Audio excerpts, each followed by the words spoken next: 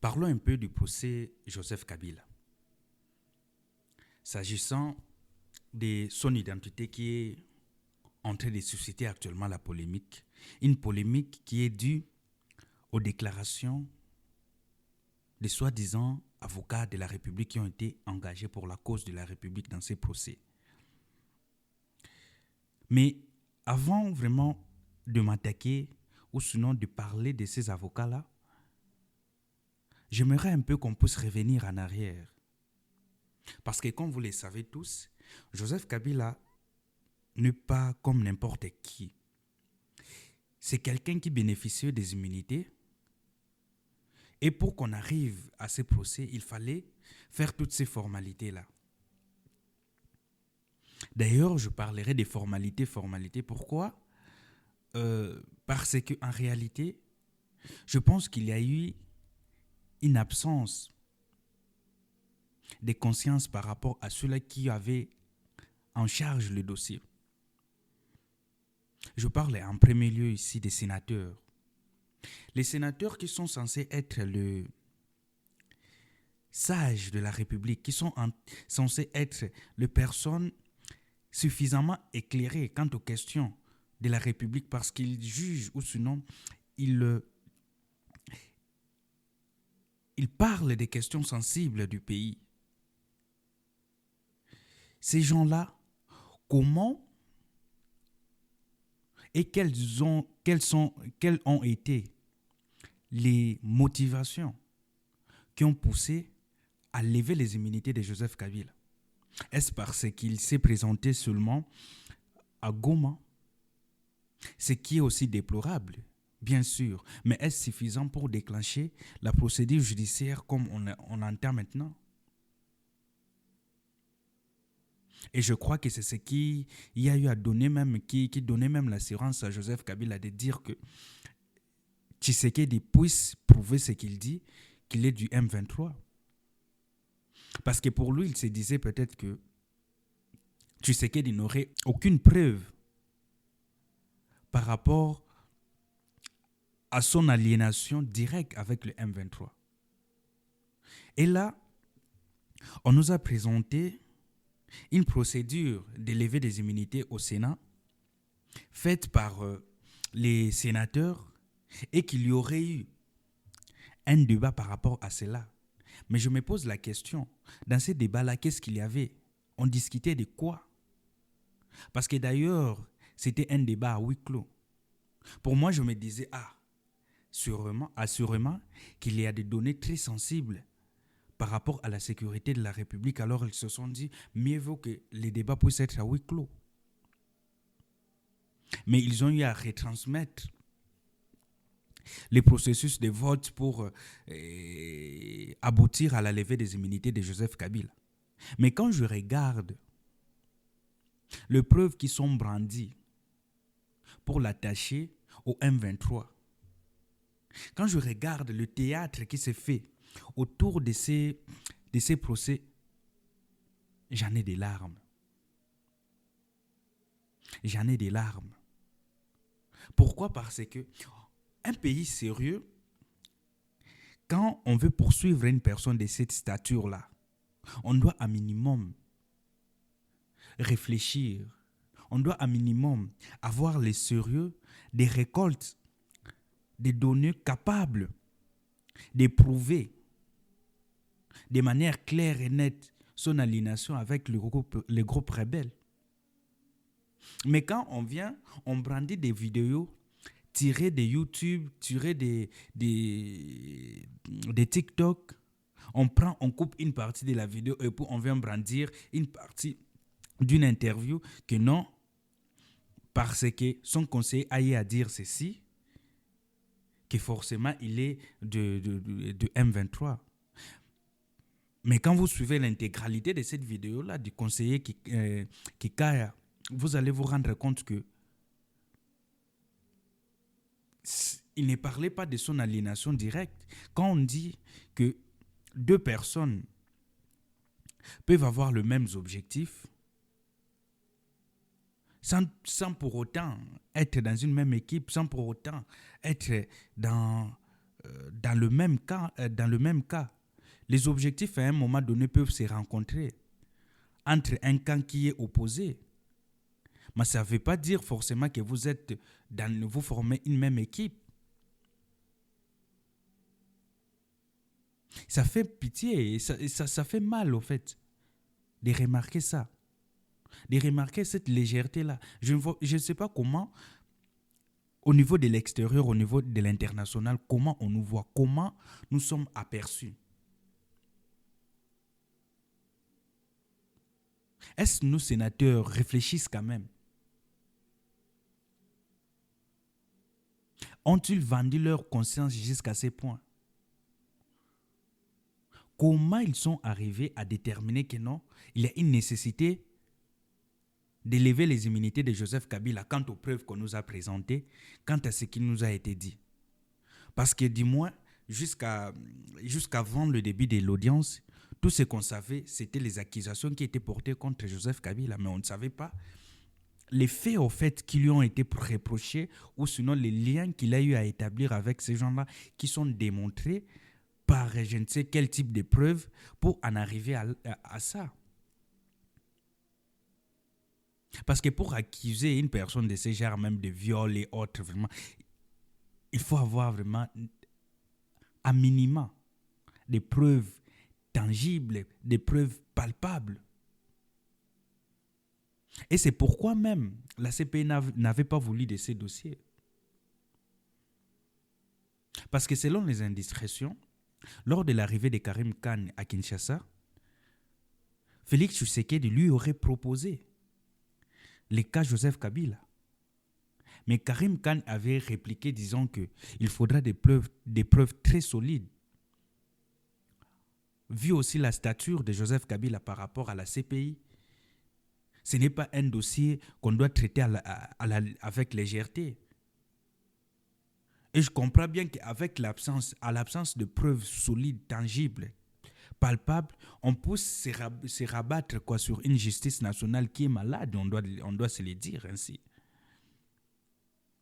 Parce que s'il n'y a pas vraiment de preuves comme telles, je ne vois pas comment on peut arriver à ressortir ce type d'absurdités qu'on est en train de voir auprès des avocats de la République, soi-disant qu'ils doivent défendre la République dans ces dossiers.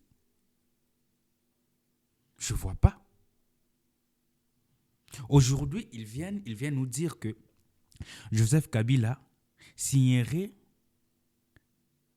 à travers les initiales de son nom qui lui a été donné, je ne sais par qui, Hippolyte Kanambe. Et quand on sort les documents en question, on voit bien que ce n'est même pas ces initiales-là, HK, mais c'était JKK. La photo sur qui, ceux-là qui veulent voir cette photo-là, ils peuvent facilement les retrouver dans les réseaux sociaux. C'est facile de voir que c'est JKK.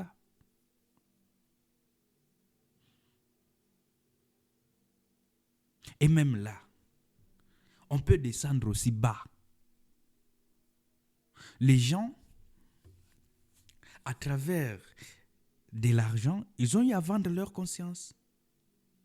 Il y avait même un avocat là qui disait, défendre Joseph Kabila, dire que pour lui, il ne trouve pas vraiment l'importance de la poursuite de Joseph Kabila. Mais lorsqu'il a été appelé et puis on lui a présenté de l'argent, il a oublié.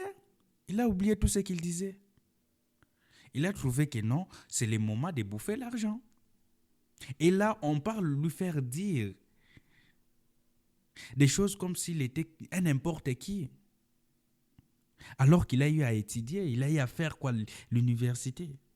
Il est censé réfléchir. Et ceux-là qui sont tentés de faire ces absurdités-là, c'est un groupe de 7 cabinets d'avocats. Et pour moi, je me pose la question, pourquoi prendre 7 cabinets dans un procès qui n'est même pas contradictoire? Pourquoi? Juste un moyen de dépenser de l'argent? Parce que même avec un seul avocat, on peut faire, je peux même parler du théâtre, ce théâtre qu'on est en train de voir. Parce que moi, je m'attendais au moins à des preuves solides, à des preuves sérieuses, capables de de démontrer que effectivement Joseph Kabila est en lien avec les M23.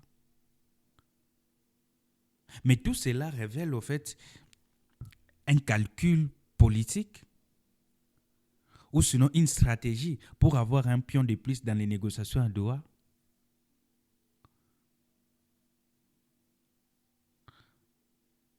Le condamner, l'entacher, entacher sa réputation, sa personnalité, le présenter comme un rebelle, quelqu'un qui travaille contre le pays. Vous a-t-il dit cela? Y a-t-il vraiment des preuves solides, capables de prouver cela? Apparemment, jusqu'à présent, je n'en trouve pas. Il n'y a encore rien de sérieux qui a été présenté. J'espère qu'on pourra présenter des preuves solides à la suite. Mais je n'en suis pas sûr. Parce qu'il y a eu 2 audiences où on a eu à présenter des preuves qui ne sont même pas vraiment indestructibles. Des preuves qui ne sont même pas tangibles, des preuves qu'on ne peut même pas, qu'on peut balayer d'un revers de la main. Alors quand on est sérieux, à minima, on doit savoir faire des choses comme il le faut. Parce qu'on ne gère pas la République comme si on gérait sa boutique. On ne gère pas la République comme si on gérait sa propre maison par caprice. Que non, aujourd'hui je vais manger les pondous, non, demain je vais manger ceci. C'est pas comme ça. L'État, quand on les gère, on a besoin des gens sérieux, des gens qui réfléchissent au moins. Et même si on a besoin d'aboutir à une stratégie, d'aboutir à une fin politique, mais on doit savoir maquiller au moins. Ça, c'est ridiculiser tout un pays devant la face du monde. Quand est-ce qu'on va arriver à nous prendre au sérieux, nous Congolais? Quand est-ce qu'on va arriver à nous prendre au sérieux, le gouvernement congolais? Aujourd'hui, on blâme pour nos problèmes le Rwanda. C'est vrai qu'il profite de notre faiblesse, qu'il profite de nos désordres internes. C'est vrai qu'il profite de tout ça. C'est vrai qu'il est aussi une partie des problèmes. Mais c'est d'abord nous à l'interne, qui lui avons donné cette opportunité-là. On n'est pas sérieux. Quand on voit des papas, des responsables, de gens qui ont eu à étudier, présenter ce genre de preuves contre une personnalité de ce genre, je n'en reviens pas. Je n'en reviens pas.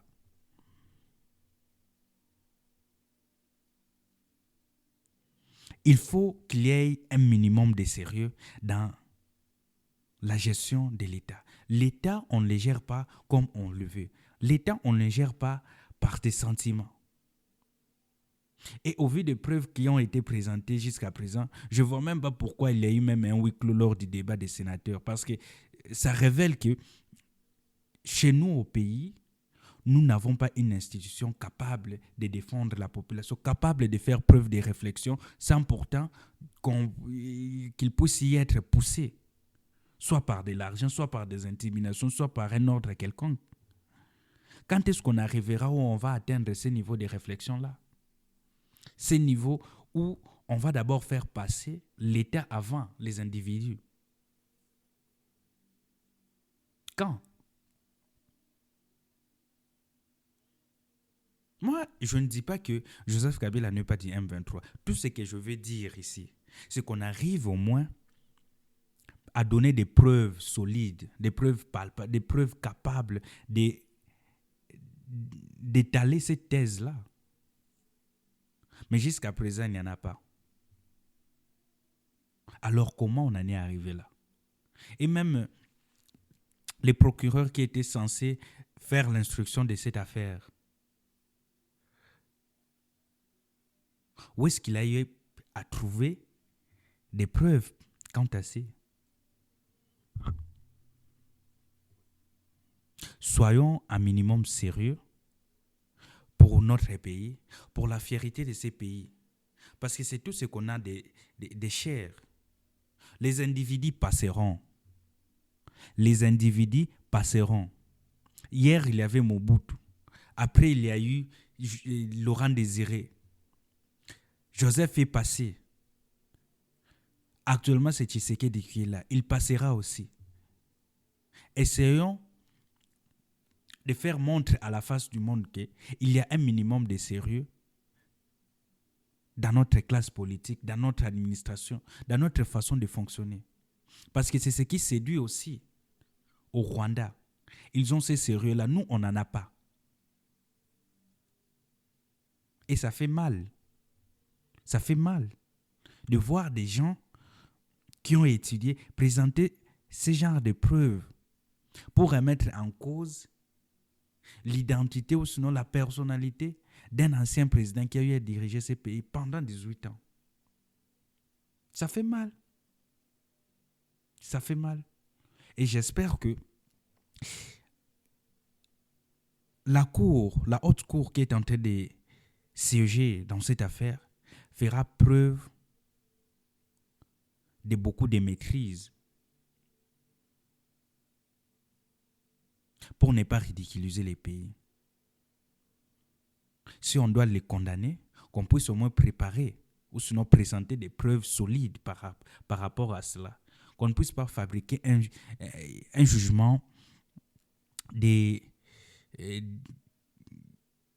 caprices, un jugement des satisfactions personnelles. Que cela puisse nous servir de leçon. C'est cette réaction que je voulais avoir par rapport à cette situation et je vous dis merci et à très bientôt.